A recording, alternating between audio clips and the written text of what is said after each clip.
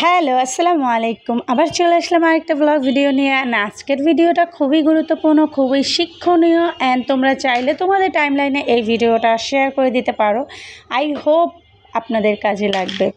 আচ্ছা, যাই হোক, তার আগে বলি এখন আমি কোথায় আছি।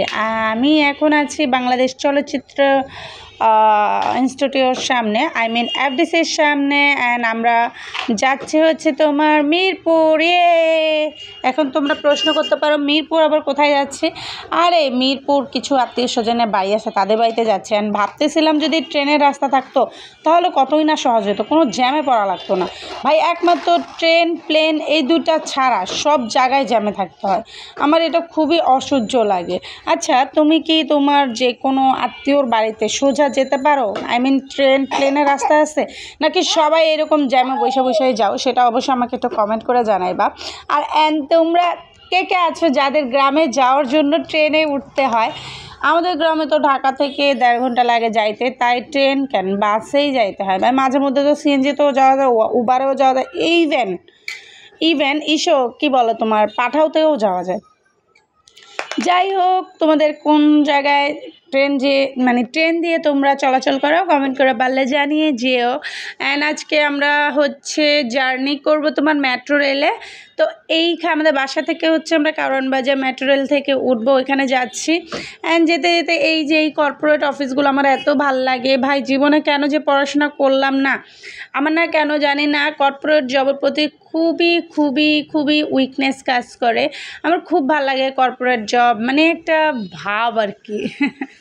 তো এই কর্পোরেট অফিসগুলো দেখলে আমি প্রত্যেকবার যখন এই জায়গা দিয়ে যাই ততবার আমি এই কর্পোরেট অফিসের ভিডিও করি, আমার কাছে ভাল লাগে। আর এইটা হচ্ছে তোমার সোনারগাঁও হোটেল। আর এখানে হচ্ছে তোমাদের বড় বড় নায়িকারা রিল্যাক্স করার জন্য আসে, সেটা তো তোমরা জানোই। তারা হচ্ছে যখনই তাদের মুড অফ থাকে তারা এইখানে আসে, রিসোর্টে ঘোরাফেরা করে, মন ভালো হয়ে যায়। অ্যান্ড সবুজ গাছপালা দেখলে কিন্তু সবারই মন ভালো হয়ে যায়। সবার কথা জানি না, তবে আমার নিজের মন ভালো হয়ে যায়। আমি সবুজ গাছপালা, মাঠঘাট এইসব জায়গায় গেলে কেমন যেন অনেক রিফ্রেশিং লাগে আমার কাছে। তো তোমাদের কাছে কেমন লাগে সেটা আমাকে জানাতে পারো। তবে আমি কিন্তু গ্রামে গেলে বেশি দিন থাকতে পারি না, আমি বিরক্ত লাগে। তবে আমি ওই জায়গাগুলোকে ফিল করি, ওই দিক থেকে আমার ভালো লাগে, সেটা বলেছে।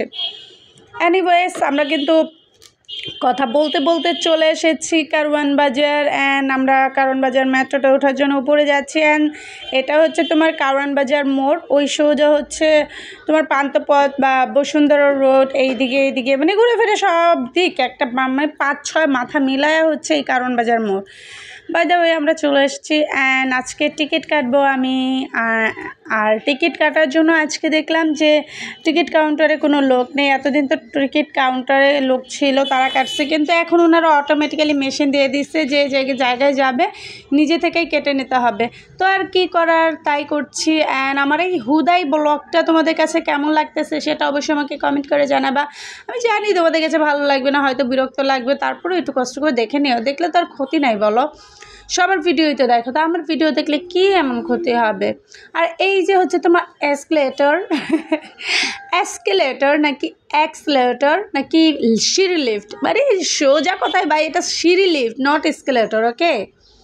আমার মত, আমি ছোটোবেলা আমার এক কাজিন ছিল, আমি ছোটো থেকে অবশ্য লিফটে ওঠা আমার আমি পারি উঠতে, কিন্তু আমার একটা কাজিন আছে, ও আমার বড়, বয়সে অনেক বড়, ও আজ পর্যন্ত ওর লিফটে উঠতে পারে না ভাই। ও প্রচুর পরিমাণে ভয় পায়। তো তোমরা কে কে আসছো যে লিফটে উঠতে ভয় পাও, অবশ্যই আমাকে কমেন্ট করে জানাবে। আর এটা কিন্তু খুবই একটা আমি আমার ওই কাজিনকে নিয়ে খুব ফান করতাম। সে আমার বড় হলেও তার সাথে অনেক ফান করতাম, যে এত বড় হয়ে লিফটে উঠতে ভয় পায় বাচ্চাদের মতো।